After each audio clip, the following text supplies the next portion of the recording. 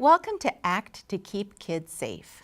This training will help you and your church reduce the risk of sexual abuse of children. We want to equip you to be courageous, so we'll share various problems and situations, and then we'll provide safe ministry principles you can practice at your church. We're going to review 3 essential strategies summed up with the acronym ACT, or ACT. ACT stands for Awareness, Communication, and Take Action. You need to act to keep kids safe from sexual abuse. First, let's talk about awareness. We need to understand what sexual abuse is.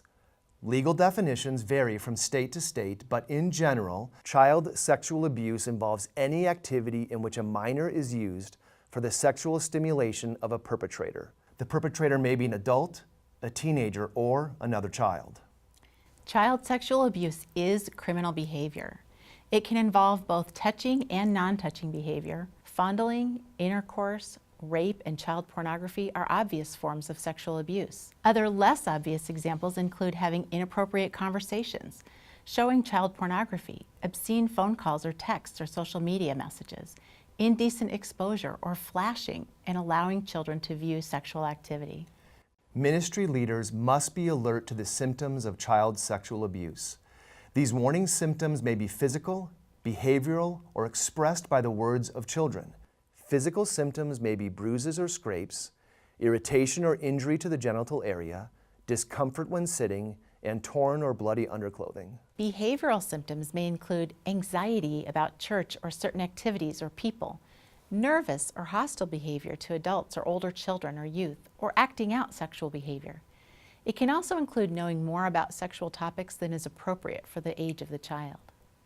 Listen carefully for troubling comments from kids, such as, "I don't like her. He does things to me when we're alone. I don't want to be alone with her. He is fooling around with me. He's scary." Let's move on to C, which stands for communication. Church volunteers should always report questionable behavior by another volunteer or child to their ministry leader.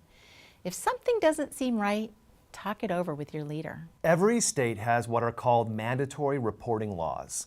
These are rules requiring people in certain occupations or volunteer roles to report evidence of child abuse to law enforcement or social services.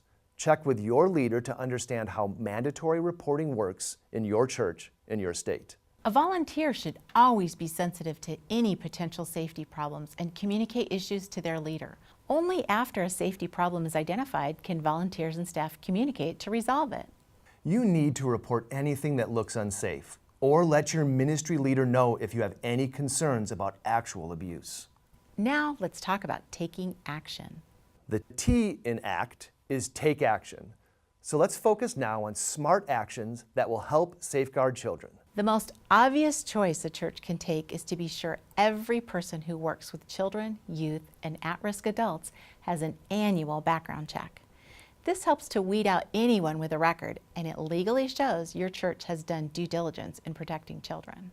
Some people tell us they don't do background checks because they know everyone at their church, or because a police officer attends their church, or other reasons like these. None of these will hold up in court.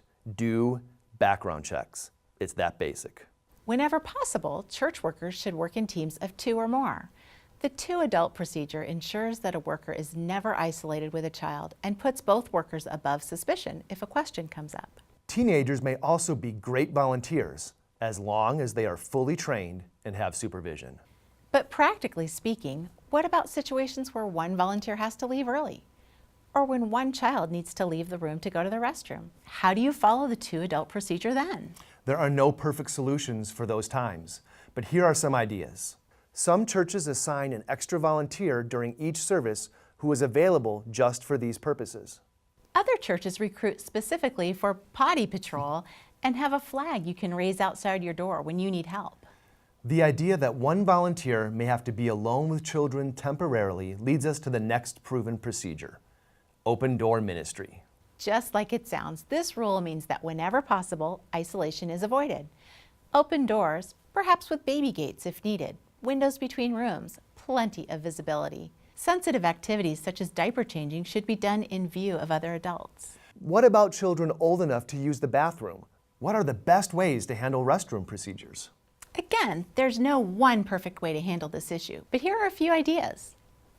Children 5 years old and younger should use a classroom bathroom if available. If a classroom bathroom is not available, an adult should escort a group of children to a nearby bathroom. When the group arrives at the bathroom, check to make sure the room is empty to ensure no other adults or teens are already in the restroom. Then allow the children to go inside. The worker should remain outside of the bathroom and escort all the children back to the classroom when everyone is finished. If a child is taking longer than seems necessary, the worker should open the bathroom door and call the child's name. If the child requires assistance, the worker should prop open the bathroom door and leave the stall door open as he or she assists the child. A worker should never take a child to the bathroom alone. For children above the age of 5, at least one, preferably 2, adult males should take the boys to the restroom, and at least 1 female, preferably 2, should take the girls. Again, check the bathroom first to make sure that it is empty, then allow the children inside.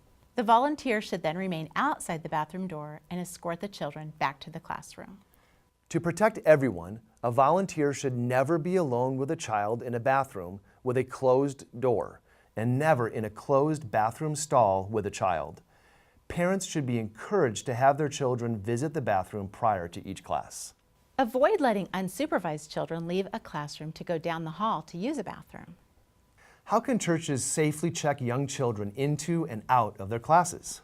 Church check-in and check-out procedures are a great safety measure for small children. It's vital that young children are released only to parents or guardians who bring them in the first place, or other adults only with written permission. There are lots of ways your church can do this, from something as simple as a sign-in, sign-out sheet to more sophisticated systems such as computer or online systems or pre-printed identification cards. Whatever system you use, you want to make sure that only authorized adults can remove a child and no unauthorized person can simply walk away with a child under your care. What about driving children to and from activities? Volunteers should drive kids only when it is planned in advance. Parents should have been notified and have signed permission forms. Ideally, it's best to follow the 2-adult procedure here too, using a driver and an assistant. If that's not possible, make sure that the driver is never alone with one child. Have the driver bring along her own children or require that they pick up or drop off the children in a group. Vehicles provide isolation, and this can enable a child molester. Familiarize yourself with your church's transportation policies. As you are planning activities with children, be aware that some activities hold more risk than others. For example, off-site activities and overnight events can pose more risk. Here are a few principles to follow. First, consider adding extra adults. A simple way to get more adults involved is to say your events are family ministry events that include parents and children in the activity. This means that more parents or grandparents will be involved simply by the nature of the event. You can also keep the location of your event in mind as you plan. Any place that provides opportunities for isolation of one adult and a child is risky. For example, a Sunday school teacher that has a class party at his or her home is at higher risk than the teacher who has a party at your church. We're not saying churches should never plan programs away from church grounds, but when you do, build in extra adult supervision. If that Sunday school teacher invites a couple of parents to help at the party, she'll have both additional help and be putting herself and children in a safer situation. Here are a few principles to consider for overnight events. Extra supervision is required, so invite parents and other safe adults to help chaperone. If both boys and girls will be attending, you'll need both male and female chaperones and separate sleeping quarters for each gender. Boys and girls should have separate shower and restroom facilities. Beds should not be shared between any adult and a minor except among family members, and caution needs to be taken about allowing minors, even of the same gender, to share beds. Finally, be careful about mixing age groups for overnights because older children can be a risk to younger ones. Does your church or ministry use a sound booth or sound room that is small and dark? You may have younger kids who want to help out in this room, but again, keep in mind that this is an unsupervised space. And because it's small and tends to be dark or have very low light, it's difficult to monitor what's going on in this area. Use wisdom in determining who can be in these areas and how old your volunteers need to be. Also, activities that mix children of different ages has the potential for older children or youth to take advantage of little ones. For example, a 12-year-old boy undressed a 6-year-old girl inside a log playhouse on the church playground and touched her inappropriately. This doesn't mean we can't mix age groups, just that we need to think ahead and supervise children carefully. This may make you feel like nothing is safe, and now you're scared to even hug kids. In reality, we don't need to be afraid to hug or comfort kids. Here are a few common sense principles. Any touching, such as hugging, should be age appropriate and based upon the need of the child, not the worker. For example, an adult volunteer holding a 2-year-old who has skinned her knee to provide comfort would be appropriate, but the same volunteer hugging a 12-year-old member of the opposite sex may not. Touching should never take place in isolated settings, such as closed offices, classrooms, or one-on-one situations. Touching should never take place on personal parts of the body, such as private areas, except when following the church's diapering procedures. Consider the bathing suit guideline. Don't ever touch a part of a child's body that would be covered by a bathing suit. Workers should always avoid even the appearance of impropriety by establishing appropriate boundaries and avoiding situations that could be misinterpreted by onlookers. Church workers can help avoid allegations of abuse or inappropriate conduct. Here are some practical ways to give safe hugs at church. Adults can lean over to give an A hug. That just means the shoulders and necks of the huggers make contact.